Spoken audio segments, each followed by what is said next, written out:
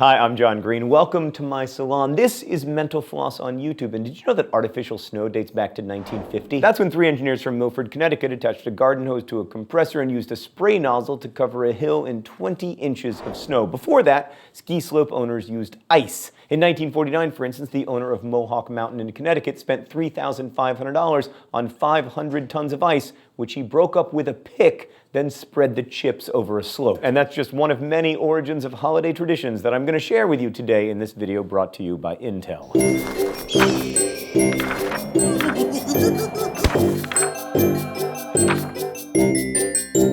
The Christmas tree in Manhattan's Rockefeller Center is 65 feet tall, 555 pounds, contains 30,000 LED lights, and cost the city of New York over $1.5 million. To find the perfect tree every year, the city sends out helicopter crews on surveying flights all over New England. In 1851, Mark Carr became the first logger ever to set up a Christmas tree stand on a New York City sidewalk. He paid $1 to rent the space for that season. He was so successful that the next year, his rent was up to $100. Christmas trees in 18th century Germany were often lit with candles fixed to the branches with wax, making them fire hazards. In 1882, Edward H. Johnson, vice president of the Edison Electric Light Company, made the first electric Christmas lights for his family tree. The 80 walnut-sized individual bulbs were red, white, and blue. Oh, so you look kind of like our Nutcracker, red, white, and blue, and Picard. Holiday lights went commercial in 1901, but you had to plug each light in, meaning you probably couldn't have more than a couple on your tree. Everready solved that problem 2 years later, selling strings of lights with up to 8 little bulbs in a row. While mistletoe has been linked to fertility in lots of ancient cultures, the practice of kissing under it really took off in Victorian England,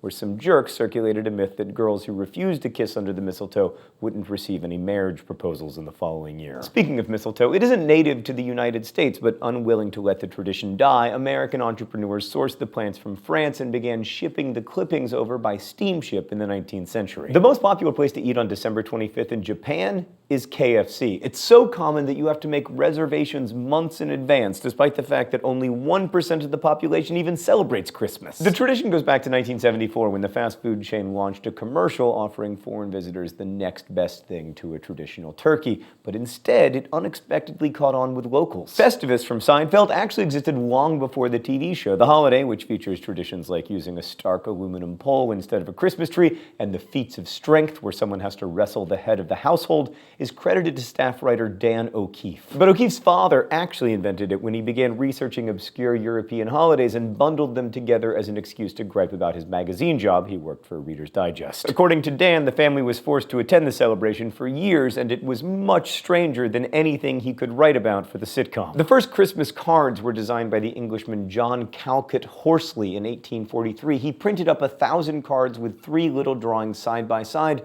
none of which were like Santa or reindeer. Instead, his cards featured a family sitting together at a table in the middle with 2 images of them helping the poor on either side. That's lovely, but I don't understand what it has to do with holidays. Where was the Xbox? Dr. Seuss's How the Grinch Stole Christmas is loosely based on Seuss himself. The day after Christmas in 1956, Seuss, aka Theodore Geisel, realized he no longer enjoyed the holiday, so he wrote the book in an attempt to remind himself about the true spirit of the season. According to his stepdaughter, there's a little Seuss in all of his characters. As she put it, "I always thought the cat was Ted on his good days, and the Grinch was Ted on his bad days." Christmas pickles are not supposed to be a thing. The idea comes from a German tradition where families hide a dill in their Tannenbaum's branches. The lucky child who finds it the next morning receives an extra gift from St. Nick. But the story is actually completely untrue. Before F.W. Woolworth, Americans used to trim trees with candy and fruit and paper, but on a trip to a little town in Germany,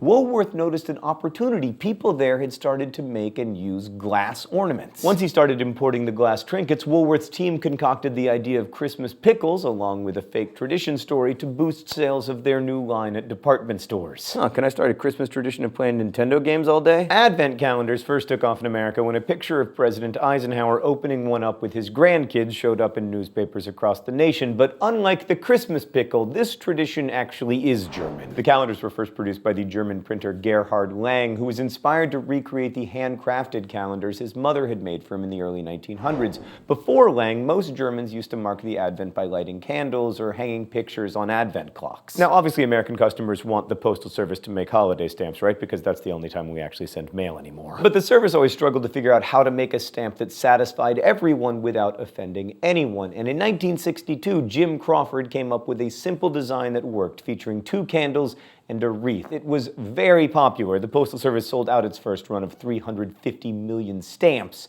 in no time. By the end of 1962, it had distributed over 1 billion of the stamps. In 2007, the sport Major League Dreidel was formed in New York City. The tournaments occur during Hanukkah, and the winner is the dreidler with the longest time of spin. And finally, I returned to my salon to tell you that in 1991, artificial trees started outselling natural trees in the United States. But artificial trees aren't new. In fact, the first ones came from Germany in 1913 as a way to lessen deforestation. They were originally made out of goose feathers, dyed green and fixed to a wooden pole. But goose feathers are messy and shed all over people's houses, so the toilet brush company, Addis Brush Company, stepped in and, using the exact same technology as brings toilet brushes into the world, made artificial Christmas trees. Thanks for watching Mental Floss here on YouTube, which is made with the help of all of these nice people. And thanks again to Intel for sponsoring today's video. Intel will soon be releasing RealSense 3D cameras that will be able to bring you together in cool new ways. Now, as we say in my hometown, don't forget to be awesome.